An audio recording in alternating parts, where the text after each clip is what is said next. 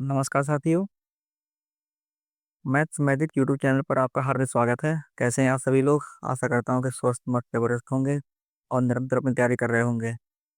अगर आप हमारे चैनल पर नए हैं तो चैनल को सब्सक्राइब करें, जिससे कि जरूरी सूचना आप तक पहुँचती रहे। आज हम आपको हाई स्कूल के हिंदी के लिए मेवाड़ मुकुट पढ़ाएंगे, जो बोर्ड परीक्षा की दृष्टि से बहुत महत्वपूर्ण है और इसके परीक्षा में आने की प्रबल संभावना रहती है। तो मेवाड़ मुकुट में क्वेश्चन किस तरह बनेगा, उसको देख लीजिए। मेवाड़ मुकुट के अरावली सर्ग की कथा प्रस्तुत कीजिए। या फिर बन सकता है मेवाड़ मुकुट खंड काव्य के अरावली सर्ग की कथा अपने शब्दों में लिखिए। या बन सकता है मेवाड़ मुकुट के सर्ग प्रथम सर्ग अरावली का सारांश लिखिए। या फिर बन सकता है मेवाड़ मुकुट खंड काव्य के आधार पर किसी प्रमुख घटना का उल्लेख कीजिए जिसने आपको प्रभावित किया हो। या फिर बन सकता है मेवाड़ मुकुट खंड काव्य के आधार पर उसके छठे सर्ग का कथानक संक्षेप में लिखिए। या बन सकता है मेवाड़ मुकुट खंड काव्य के तृतीय सर्ग की कथा वस्तु या कथानक को संक्षेप में लिखिए। इन तरीकों से क्वेश्चन बन सकता है। क्वेश्चन चाहे किसी तरह से बने, लेकिन उसमें मेवाड़ मुकुट के बारे में आपको लिखना है। मेवाड़ मुकुट के बारे में दिया होगा। जैसे कि अगर इसकी बात करें, मेवाड़ मुकुट खंड काव्य के दौलत सर्ग की कथा वस्तु लिखिए। या फिर मेवाड़ मुकुट खंड काव्य के तृतीय सर्ग की कथा वस्तु का उल्लेख कीजिए। या फिर मेवाड़ मुकुट खंड काव्य के चिंता सर्ग की कथा लिखिए। या फिर मेवाड़ मुकुट खंड काव्य के द्वितीय सर्ग की कथा को अपने शब्दों में लिखिए। इस तरह से। तो अब हम जो है इसका प्रथम सर्ग पढ़ेंगे। मेवाड़ मुकुट खंड काव्य की रचना श्री रंगा रत्न पांडे द्वारा की गई है। 7 सर्गों में विभाजित इस खंड काव्य की मूल कथा के केंद्रीय पात्र इतिहास प्रसिद्ध महापुरुष महाराणा प्रताप हैं। इस खंड काव्य का सारांश निम्न है। प्रथम सर्ग अरावली। इस खंड काव्य का आरंभ अरावली सर्ग से होता है, इसमें जिसमें अरावली पर्वत श्रृंखला के प्राकृतिक सौंदर्य का वर्णन किया गया है। यहाँ आरंभ में ही स्पष्ट हो चुका है कि मुगल सम्राट अकबर और महाराणा प्रताप के मध्य हल्दी घाटी का युद्ध हो चुका है। महाराणा प्रताप इस युद्ध से पराजित हो गए थे और इस समय उन्होंने अरावली में शरण ली हुई है। अरावली पर्वत श्रृंखला भारतवर्ष के पश्चिमी भाग में फैली हुई है। शत्रुओं के आक्रमण को झेलकर भी अरावली मेवाड़ की रक्षा का भार संभालते हुए गर्व से खड़ा हुआ है। इस अरावली पर्वत की भूमि कभी ऋषि मुनियों और साधु संतों की वेद वाणी और वैदिक मंत्रों से गुंजित रहती थी, किंतु आज ये वीरों की शरण स्थली है। युद्ध में पराजित राणा अपनी पत्नी लक्ष्मी पुत्र अमर और पुत्री धर्मपुत्री दौलत के साथ यहीं रहते हैं। वे विचार कर रहे हैं कि चित्तौड़ का दुर्ग हाथ से निकल गया तो क्या हुआ।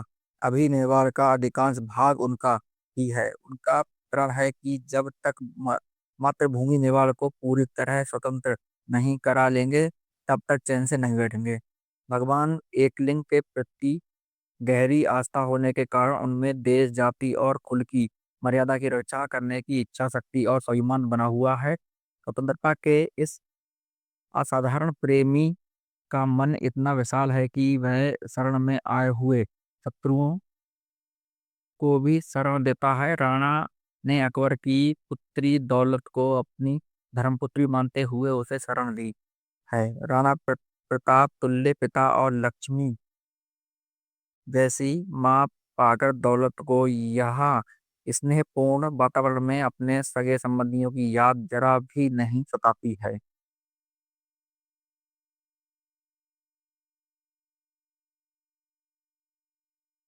यही वन में सिसोदिया कुल की लक्ष्मी अपने शिशु को गोद में लिए हुए चिंतन में डूबी हुई है। पहला सर्ग खत्म हो जाता है। दूसरे सर्ग में द्वितीय सर्ग में लक्ष्मी का वर्णन किया गया है। यही वेरी वेरी इंपॉर्टेंट है। और दूसरे सर्ग में रात्रि के प्राकृतिक सौंदर्य का चित्रण होने के साथ रानी लक्ष्मी के विविध मनोभावों और उसकी अभावग्रस्त करुणा दशा का भी चित्रण हुआ है। पराजय के बाद अरावली पर्वत के गहन वन में महाराणा प्रताप की पत्नी लक्ष्मी शिशु अमर और दौलत के साथ रहने लगे थे। वहां उन्होंने एक कुटिया बना ली थी। रानी लक्ष्मी कुटिया के बाहर बैठी हुई थी। रानी लक्ष्मी के अंदर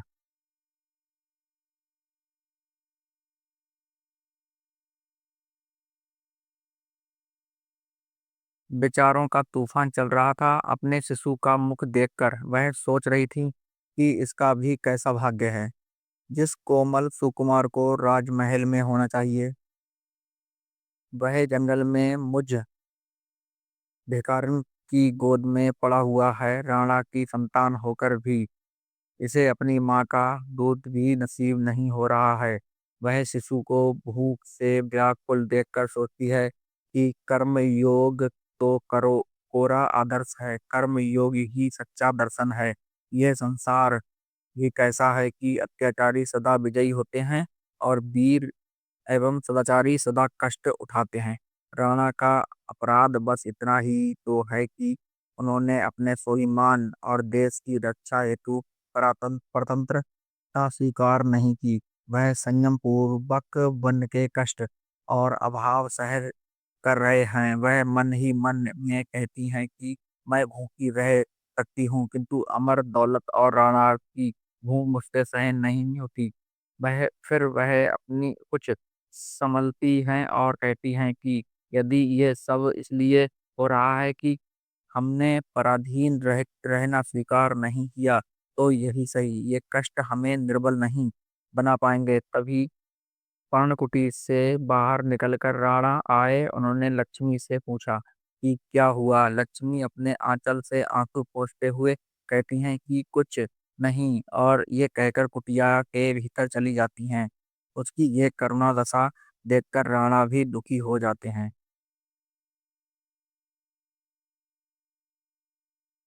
उसके बाद में तृतीय सर्ग। तृतीय सर्ग तृतीय सर्ग प्रताप से संबंधित है। मोस्ट इम्पोर्टेंट है ये। परीक्षा में 2016, 2013, 2012, 2010 चार बार परीक्षाओं में पूछा चुका है। इस बार ही पूछने की प्रबल संभावना है। भारतीय तृतीय सर्ग में महाराणा प्रताप के मन में उठने गिरने वाले भिन्न भिन्न मनोभावों को प्रस्तुत किया गया है। लक्ष्मी के भीतर जाने के बाद राणा कुछ देर खोए खोए से खड़े रहे, फिर उस पेड़ के नीचे चले गए जहां वे दोपहरी बिताया करते थे। वह आंखें बंद करके अपनी पत्नी लक्ष्मी के बारे में विचार कर रहे थे। उन्हें इस पर बहुत दुख होता था कि राजभवनों में रहने वाली सिसोदिया कुल की राजलक्ष्मी मेरे साथ निर्जन वन में रहने और धरती पर सोने के लिए दिवस है। फिर वह स्वयं को दृढ़ करते हुए कहते हैं कि लेकिन मुझे तो दृढ़ता पूर्वक अपने कर्तव्य का पालन करना और मेवाड़ को स्वतंत्रता कराना है। फिर अगले ही पल वह सोचते हैं कि लेकिन ये कैसे संभव होगा। अकबर ने साम दाम दंड भेद की ऐसी नीति चलाई है कि मुझे छोड़कर अन्य राजपूत उसे उसके मायाजाल में फंस गए हैं। क्या राजपूत जाति का गौरव मिट जाएगा। मानसिंह जैसा वीर भी अकबर का अनुयायी है। शक्ति सिंह जो मेरा ही भाई था, वह भी मेरा विद्रोही निकला और अकबर से जा मिला। उससे मुझे देश नहीं है, अपितु दया आती है। फिर उनकी आंखों के सामने हल्दी घाटी के युद्ध का दृश्य छा जाता है। वह याद करते हैं कि उस दिन शक्ति सिंह ने ही मेरे प्राण बचाए थे। वे अपने प्रसिद्ध घोड़े चेतक को भी याद करते हुए कहते हैं,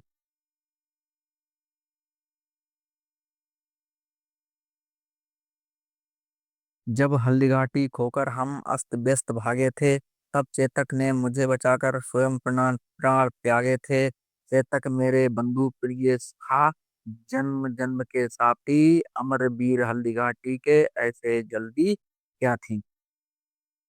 उस समय मानो अश्रु बन बहाकर राणा ने चेतक को श्रद्धांजलि दी।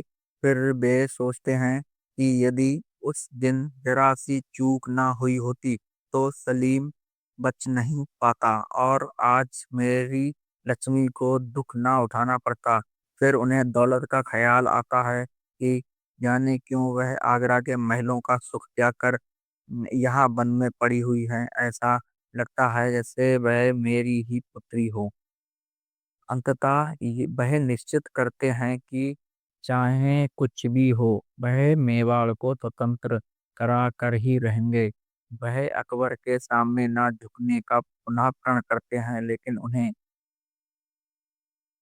ये भी पता है कि अकबर साधन संपन्न है, जबकि उनके पास अपने प्राण को छोड़कर अन्य कोई संपत्ति नहीं है। इसलिए वह सिंधु की ओर प्रस्थान करने का मन बनाते हैं, ताकि वह निर्भय होकर साधन एवं शक्ति संचय कर सकें और अकबर को टक्कर दे सकें। उन्हें दौलत का ख्याल आता है कि उसका क्या होगा जब वह नहीं आजकल किन विचारों में खोई रहती है।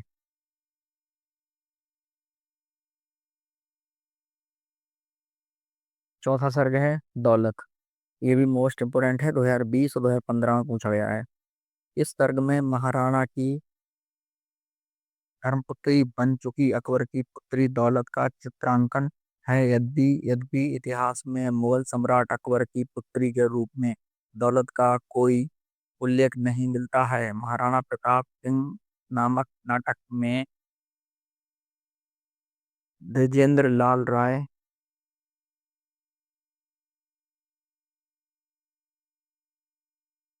ने दौलत के पात्र की कल्पना की है। शायद उसे उसी से प्रेरित होकर कवि ने यहाँ दौलत का चित्रांकन किया है। पर्णकुटी के पीछे एक कुंज में बैठी दौलत अपने ही विचारों में खोई हुई थी। अपने मन में वह सोच रही थी कि वे दिन भी क्या दिन थे जब वह आगरा के महल में भोग विलास भरा जीवन व्यतीत करती थी। फिर वह वहाँ वन में क्यों आ गई? फिर वह स्वयं ही अपने प्रश्न का उत्तर देती है। कहती है कि मुझे वह जीवन कभी पसंद नहीं था। वहाँ छल कपट देश स्वार्थ बहुत अधिक था। प्यार और सहृदयता नहीं थी। राणा की ये कुटिया महलों से कहीं अधिक सुखदायक है, क्योंकि यहाँ शांति और संतोष भरा जीवन है। राणा के रूप में पिता पाकर मैंने अमूल्य निधि पाली। मुझे शत्रु की बेटी नहीं वरन अपनी ही बेटी मानते हैं। वह सोचती है कि राणा का स्वतंत्रता प्रेम अतुलनीय है। शत्रु भी इनका यश गान करते हैं, इसलिए तो मेवाड़ मुकुट कहलाते हैं। शक्ति सिंह भी इन्हीं का भाई है, परंतु भाई भाई में बहुत अंतर है। शक्ति सिंह इनका भाई है, सिसोदिया कुल का है, पर भाई भाई में भी तो अंतर बहुत बड़ा है। ये सूरज है, वह दीपक है। ये अमृत, वह पानी। ये नर नहार, वह श्रृंगार है। वह भूरक, ये ज्ञानी।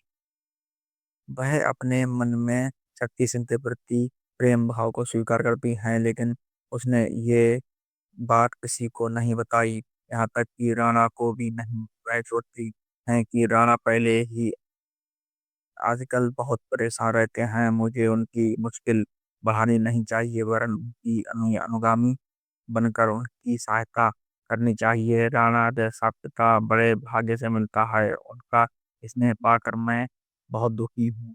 मैं उनको चिंतित देखकर व्याकुल हो जाती हूँ। वह विचार करती है कि अवश्य ही कोई जटिल समस्या आ गई है, जिसके कारण वह आजकल बहुत परेशान और विचलित रहते हैं।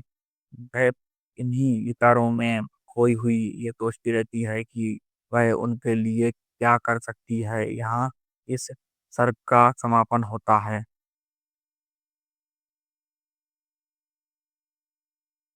इसके बाद आता है पंचम सर्ग चिंता। ये इम्पोर्टेंट है। इस सर्ग में दौलत एकांत में विचार मग्न बैठी थी। वह अचानक राणा की पदचाप सुनकर संभल कर खड़ी हो जाती है। राणा उससे उदास देखकर उससे उदासी का कारण पूछते हैं। दौलत ने कहा कि उस आपको पिता के रूप में पाकर मैं अत्यंत सुखी हूँ, परंतु मैं बहुत अभागी हूँ। जब से आपके पास आई हूँ विपदा ही लाई हूँ। आपकी चिंता मुझे ग्लानि से भर देती है। मुझे डर लगता है कि कहीं मेरे कारण मेवाड़ मुकुट का शीश न झुक जाए। इस कवर राणा उसे स्नेहपूर्वक समझाते हैं कि बेटी कभी भी पिता की दुखता कारण नहीं होती। मुझे पाकर मैं बहुत दुखी हूँ, परंतु तेरी माता के आंसू मुझे बहुत व्यतीत करते हैं। यदि तुम उन्हें संभाल लो तो मेरा शीश महाकाल के सम्मुख ही नहीं झुक सकता। दौलत कहती है कि माँ जितनी कोमल है उतनी ही दृढ़ भी है। वह सारे दुखों को चुपचाप सहन कर लेती है। उनके धीर गंभीर स्वभाव के कारण मैं उनके पास जाने का साहस नहीं जुटा पाती, परंतु आज आप साथ हैं तो मैं अवश्य संकोच त्याग कर उनके संताप को दूर करने का प्रयत्न करूंगी। उधर रानी लक्ष्मी ससुर को गोद में लिए कुटिया में अकेली बैठी थी। चिंतापुर लक्ष्मी सोच रही थी कि महाराज मेरे कारण ही कष्ट में है। फिर एक एक करके वह अतीत की घटनाओं का स्मरण करती हैं। वह पति के रूप में वीर राणा को पाकर स्वयं को धन्य समझती हैं, जिन्होंने पराधीनता स्वीकार नहीं की और अब दिन रात अपनी मातृभूमि को स्वतंत्र कराने के प्रयत्न में लगे हुए हैं। भूखे प्यासे रहकर और वन में के कष्ट झेलकर भी उनके स्वाभिमान पर आज भी नहीं आई। वह गर्वित होकर सोचती हैं कि राणा का प्रयास अवश्य सफल होगा, और यदि वह सफल नहीं हुए तो मृत्यु का वर्ण करेंगे। जननी और जन्मभूमि तो स्वर्ग से भी बढ़कर होती है। इनके लिए सब कुछ न्यौछावर करने वाले सदा सदा के लिए अमर हो जाते हैं। इसी समय राणा के साथ दौलत वहां आ पहुंचती है।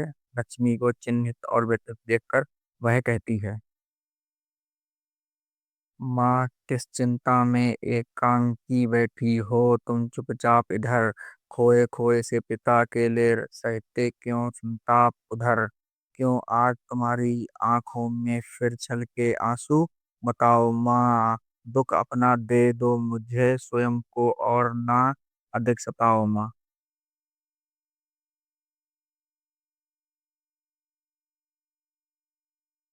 तब रानी कहती है कि दौलत तू भी पगली है। बेटी माँ के दुख क्यों झेलेगी, और अभागिन तो मैं ही हूँ। मेरे कारण ही आज हम सभी पर मुसीबत आई है। रानी की ये बात सुनकर महाराणा राणा रोष में आ जाते हैं। वह कहते हैं कि स्वयं को अभागिन क्यों कहती हो। इन कष्टों को हमने स्वयं चुना है। हमें निराश होकर हार नहीं माननी है, वरन उधमशील रहकर मेवाड़ को स्वतंत्र कराना है। मैंने निश्चय कर लिया है कि अगर हम अरावली छोड़कर सिंधु देश से सैन्य साधन लुटाएंगे और अकबर से अपना मेवाड़ छीन लेंगे, अब हम निष्क्रिय नहीं बैठेंगे। या तो हम अपने लक्ष्य को प्राप्त करेंगे या स्वयं मिट जाएंगे। राणा की ये बात सुनकर लक्ष्मी उत्साहित हो जाती हैं। वह पूछती हैं कि हमें कब प्रस्थान करना है। महाराणा कहते हैं कि हम कल ही प्रस्थान करेंगे और स्वतंत्रता की खातिर नए अभियान का शुभारंभ करेंगे। इस सर्ग में राणा और उनकी पत्नी रानी लक्ष्मी के उच्च मानसिक बल का उचित परिचय मिलता है। वे दोनों स्वतंत्रता के लिए किसी भी प्रकार का कष्ट सहने के लिए साहस तैयार हैं।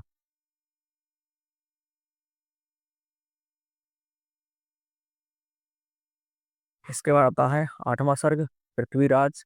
मोस्ट इम्पोर्टेंट है। 2020, 2016, 2015, 2013, 2011, 2010 में पूछा गया है। षष्ठ सर्ग में पृथ्वीराज की चारित्रिक विशेषताओं पर प्रकाश डाला गया है। रात बीत गई और सवेरा हुआ।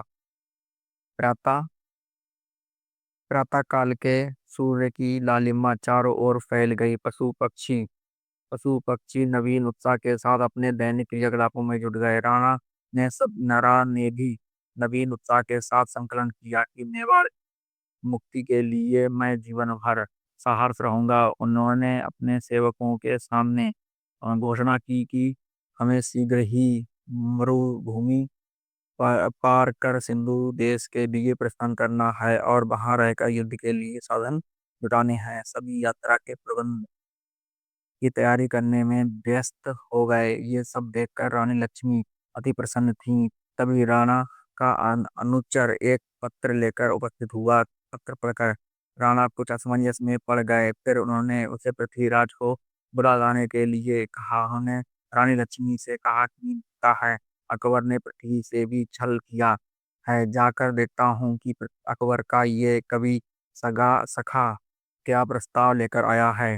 राणा प्रताप को देखते ही पृथ्वीराज उनका अभिवादन करता है और उनकी प्रशंसा करते हुए कहता है कि आपके दर्शन करके मेरा जीवन धन्य हो गया है। सिसोदिया कुलभूषण, राजपूतों की लाज केवल आप ही रख सकते हैं। हल्दी घाटी में आपके शौर्य को देखकर मातृभूमि का कण कण आपका यशोगान कर रहा है। इस पर राणा कुछ रोष में कहते हैं कि जब राजपूतों का ध्वज झुक गया था, बप्पा रावल के कुल की मर्यादा पर आघात हुआ था, तब आपको इसका ध्यान नहीं रहा था क्या? अकबर की मनसबदारी करके उसकी इस गाथा गाकर राजपूतों के गौरव में वृद्धि हो रही थी। इस तरह इतने दिनों तक भूमि मातृभूमि की सेवा करके अब आपने मानसिंह का साथ क्यों छोड़ दिया? वह आगे कहते हैं,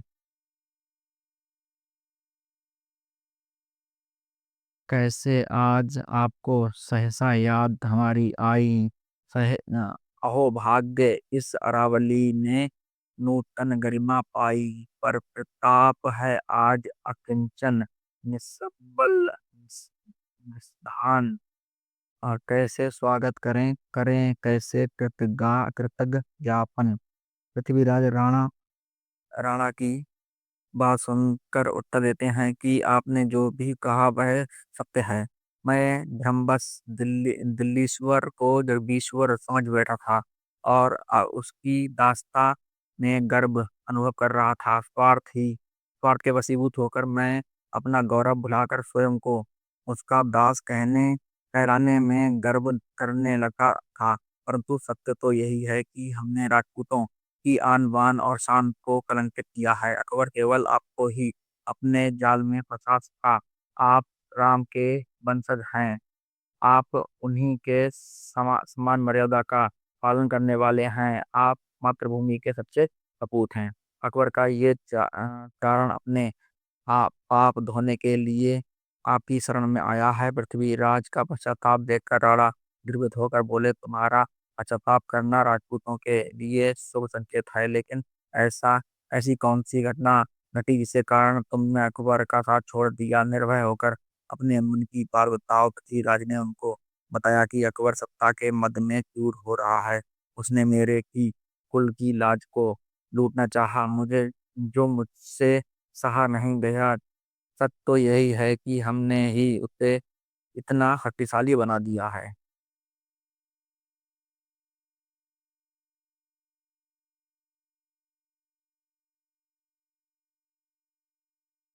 इस पर इस पर महाराणा प्रताप ने कहा कि जो होना था तो हो चुका। अब आगे के लिए क्या विचार है? प्रतिशोध लेना है या यूं ही पश्चाताप पश्चाताप करना है? ये सुनकर पृथ्वीराज को मानो चेतना आई।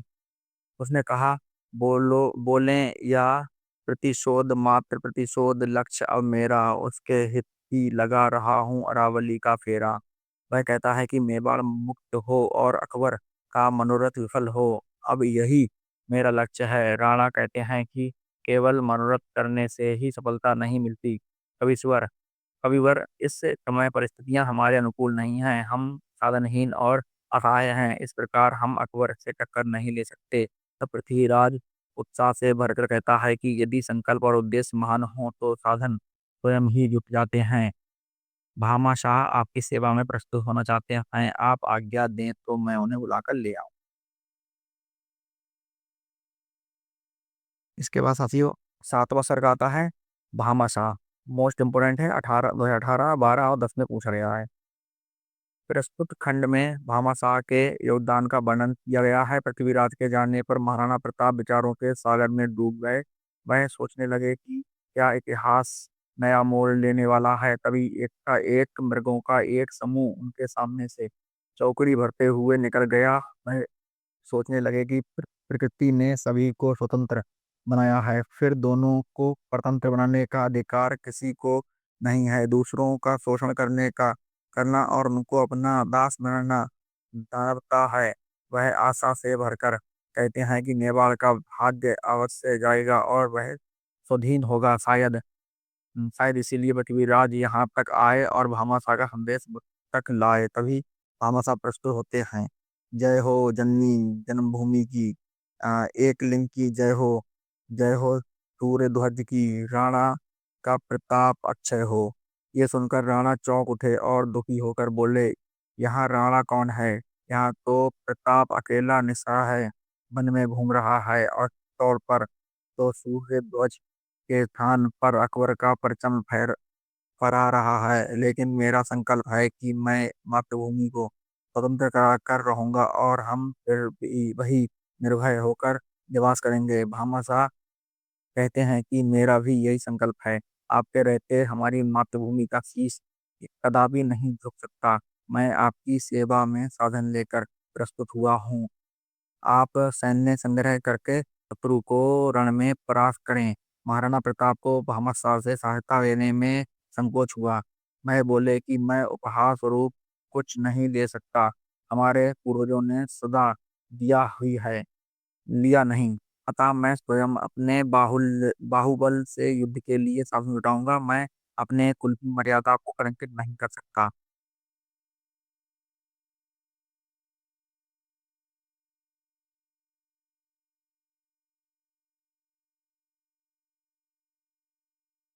इस पर भामाशाह विनीत होकर कहता है कि मेरे पिता दादा ने ये जो संपत्ति संचित की है, ये आपके कुल के पूर्वजों की ही देन है। ये मेरा सौभाग्य होगा कि मैं आज आपके चरणों में ये संपत्ति अर्पित करके आपका ऋण चुका सकूं। मेरे लिए ये संदेश सेवा का महान अवसर है। राणा फिर कहते हैं कि तुम बप्पा के कुल की मर्यादा भली भांति जानते हो। राजवंश का दिया हुआ मैं वापस नहीं दूंगा। जब तक प्राण हैं, मैं देश की सेवा करूंगा। इस पर भामाशाह ने कहा, देव क्षमा करें, परंतु देश सेवा का अधिकार और कर्तव्य सभी का है। मातृभूमि का ऋण उतार सके वो, जो वह धन कहीं नहीं है। यदि देश हित में देश हित में थोड़ी भी सहायता कर सका तो मैं स्वयं को धन्य समझूंगा। यह